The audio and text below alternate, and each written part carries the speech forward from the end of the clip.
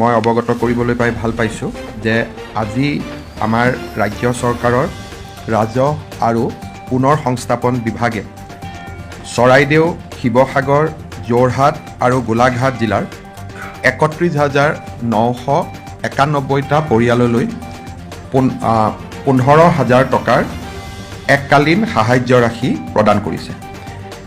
ইয়াৰ পূৰ্বেও ৰাজ্যৰ ৰাজহ আৰু পুনৰ সংস্থাপন বিভাগে শিৱসাগৰ, চৰাইদেউ, যোৰহাট আৰু গোলাঘাট জিলাৰ ৬৪,৮৯১টা পৰিয়াললৈ এই ৰাজ সাহায্য বা এই ১৫,০০০ টকাৰ এককালীন যিটো সাহায্য তাক আগবঢ়াইছিল।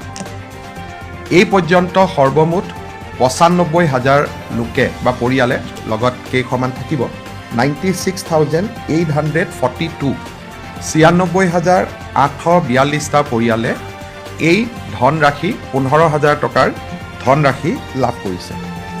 ৰাজ্য চৰকাৰে এই এককালীন সাহায্যৰ বাবদ এই পৰ্যন্ত ১৪৬.২৬ কোটি টকা ব্যয় কৰিছে।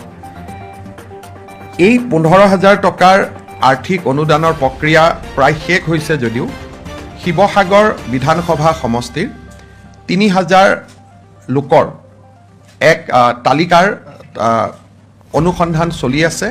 হয়তো তৃতীয় পৰ্যায়তো আমি আৰু ৩-৪ হাজাৰ পৰিয়ালক এই আৰ্থিক সাহায্য আগবঢ়াব লাগিব। সেয়েহ'লে আমি ১৫,০০০ টকাকৈ আৰ্থিক সহায় আগবঢ়োৱা পৰিয়ালৰ সংখ্যা প্ৰায় ১ লাখলৈ বৃদ্ধি হ'ব। আপোনালোকে জানে যে ৰাজ্য চৰকাৰে ইয়াৰ উপৰিও আৰু কেইবাটাও ডাইৰেক্ট বেনিফিট ট্ৰান্সফাৰৰ কাম হাতত লৈছিলে। কাৰণ আজিৰ মুহূৰ্তত শিৱসাগৰ, চৰাইদেউ, যোৰহাট, গোলাঘাটৰ বানাক্ৰান্ত পৰিয়ালত আটাইতকৈ যদি প্ৰয়োজন আছে সেই প্ৰয়োজন আছে নগদ ধনৰ। কাৰণ বানপানীৰ পিছত নিজ ঘৰলৈ উভতি যাবলৈ তেওঁলোকক নগদ ধনৰ আটাইতকৈ বেছি প্ৰয়োজন আছে।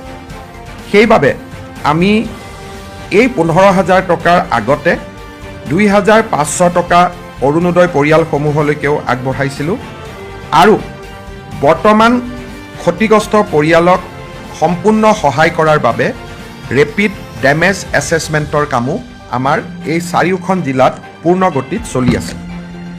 আপোনালোকে জানি ভাল পাব যে ১,১৪৪ গৰাকী শিক্ষক শিক্ষয়িত্ৰীয়ে এই ৰেপিড ডেমেজ এছেছমেণ্টত চৰকাৰক সহায় কৰিছে আৰু এই মুহূৰ্তলৈকে ২৬,৬৮১টা ডেমেজ হাউচ তেওঁলোকে আপলোড কৰিছে। ১৮,৮৮৭টা ডেমেজ কেটেল ছেট, ৪১,০০০ হেণ্ডলুম ৰিলেটেড ৰ মেটেৰিয়েলছ আৰু ঘৰচীয়া জীৱ জন্তু ৫,৯৮,৬৯১টাৰ জৰীপ তেওঁলোকে সম্পূৰ্ণ কৰিছে। ইয়াৰ উপৰিও কৃষি আৰু ফিছাৰীৰ জৰীপো সমান্তৰালভাৱে চলি আছে।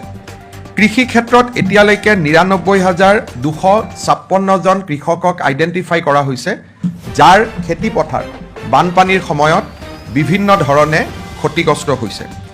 আমি বিশ্বাস কৰোঁ যে এই প্ৰথম পৰ্যায়ৰ যিটো ছাৰ্ভে ই ২৮ বা ২৯ আগষ্টত সামৰণি পৰিব। ২৮ বা ২৯ আগষ্টত প্ৰথম পৰ্যায়ৰ ছাৰ্ভে শেষ হোৱাৰ লগে লগে এই ছাৰ্ভেত ক্ষতিগ্ৰস্ত হোৱাৰ যিখন তালিকা তাক আমি ৱেব পৰ্টেলৰ জৰিয়তে প্ৰকাশ কৰিম, যাতে সকলোৱে নিজৰ নিজৰ নাম তাত আছেনে নাই, ডেমেজ তেওঁলোকে জনোৱা মতে নথিভুক্ত হৈছেনে নাই তাক যাতে তেওঁলোকে পৰ্যবেক্ষণ কৰিব পাৰে। স্বাভাৱিকতে প্ৰথম পৰ্যায়ৰ ছাৰ্ভে শেষ হোৱাৰ পিছত ৰাইজৰ অভিযোগ থাকিব যে মোৰ নাম অহা নাই বা মই বিচৰা ধৰণে মোৰ নথিভুক্ত হোৱা নাই। এই অভাৱ অভিযোগবিলাক দূৰ কৰিবৰ বাবে আমি ১ ছেপ্টেম্বৰ বা ২ ছেপ্টেম্বৰৰ পৰা দ্বিতীয় লানি জৰীপ আৰম্ভ কৰিম। অৰ্থাৎ ৰাইজৰ যদি ৱেব পৰ্টেলটো চোৱাৰ পিছত ৰাইজৰ যদি অভাৱ অভিযোগ থাকে, ৰাইজে ক'তো অভাৱ অভিযোগ দিব আহিব নালাগে। প্ৰত্যেক চুবুৰীলৈ এই জৰীপকৰ্তাসকল আকৌ দ্বিতীয়বাৰলৈ যাব।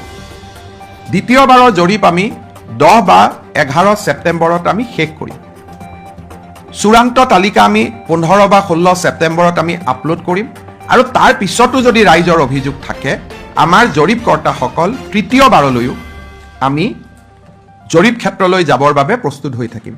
আমাৰ লক্ষ্য হ'ব যে দুৰ্গা পূজাৰ আগতে অৰ্থাৎ 9-10 অক্টোবৰৰ আগতে বা ছেপ্টেম্বৰৰ শেষলৈ যদি তৃতীয় জৰীপৰ প্ৰয়োজন নহয় আমি এই ৰেপিড এছেছমেণ্ট অনুসৰি মানুহক পাবলগীয়া ধনৰাশি আমি যাতে ডিবিটিৰ জৰিয়তে এনেকৈয়ে হস্তান্তৰ কৰিব পাৰোঁ। এই পৰ্যন্ত 26,681টা হাউচ ডেমেজকে আদি কৰি বৰ্তমানলৈকে প্ৰায় 480 কোটি টকাৰ ক্ষয় ক্ষতি আমাৰ পৰ্টেলত লিপিবদ্ধ হৈছে বা পৰ্টেলত আহিব পাৰিছে। এইখিনি হৈ যোৱাৰ পিছত অৰ্থাৎ জৰীপ অনুসৰি তেওঁলোকক ধনৰাশি দিয়াৰ পিছত আমি প্ৰধানমন্ত্ৰী ডাঙৰীয়াৰ লগত আলোচনা কৰি শিৱসাগৰ আৰু চৰাইদেউ জিলাত প্ৰধানমন্ত্ৰী আৱাস যোজনাৰ গৃহ নিৰ্মাণৰ প্ৰক্ৰিয়াও যোগ্য হিতাধিকাৰীসকলৰ বাবে আমি খৰতকীয়া কৰাৰ চেষ্টা কৰিম। অৰ্থাৎ আমাৰ যি পুনৰ সাহায্যৰ প্ৰক্ৰিয়া চলি আছে সি যথেষ্ট গভীৰ হ'ব, স্থায়ী হ'ব আৰু ৰাইজক সহায় কৰাৰ বাবে আপ্ৰাণ প্ৰচেষ্টা চলোৱা হ'ব। আজি মই পুনৰ এবাৰ এই ধনৰাশি বিতৰণৰ কাৰণে লোৱা প্ৰচেষ্টাৰ বাবে ৰাজহ বিভাগক ধন্যবাদ জনাইছোঁ আৰু মই আশা কৰিছোঁ যে এই প্ৰথম 15,000 টকাৰ যিটো ধনৰাশি সেই বিতৰণৰ তৃতীয় যিটো ট্ৰাঞ্চ 3-4 হাজাৰ নাম বাকী থাকিব সেয়াও অহা 2-3 দিনৰ ভিতৰত সম্পূৰ্ণ হোৱাৰ লগে লগে এটা পৰ্যায়ৰ কাম আমি সামৰণি মাৰিব পাৰিম।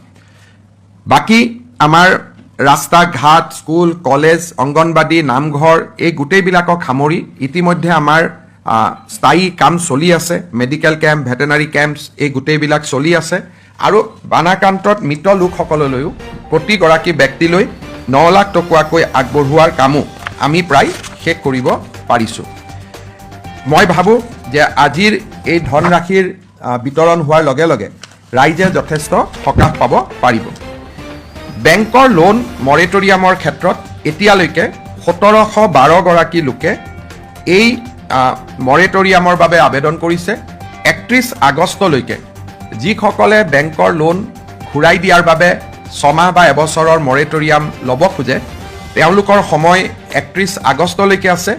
এই পৰ্যন্ত 1712 গৰাকী ব্যক্তিয়ে আবেদন কৰিছে যদিও প্ৰায় 2 লাখ লোন 4খন জিলাত আছে। অৱশ্যে প্ৰতিগৰাকীয়ে বানাক্ৰান্ত নহয়, তথাপিতো মই ভাবোঁ যে ই আৰু বেছি বঢ়াৰ সম্ভাৱনা আছে আৰু এই ক্ষেত্ৰত মই 4খন জিলাৰ ৰাইজক বিশেষকৈ বানাক্ৰান্ত ৰাইজক বেংক মৰেটৰিয়ামৰ কাৰণে আবেদন কৰিবলৈ আহ্বান জনাম।